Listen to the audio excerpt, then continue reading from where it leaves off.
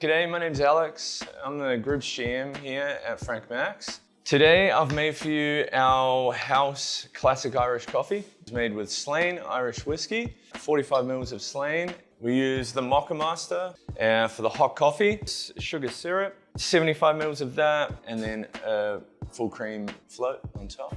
I prefer it as like a nightcap drink. I'm a bit of a late nighter though, but look, I mean, traditionally, it was made for mornings, and the first kind of Irish coffee that came about was actually in an airport. The flight had been delayed by a long amount of time, and a lot of people were getting a little frustrated. So what they did is they brought out the coffees, little nip of whiskey in there, and it sort of calmed the nerves of all the passengers that were waiting. So we've really tried to pay a little bit of homage to that and its roots of what they do, and that's where we've come up with our classic Irish coffee here.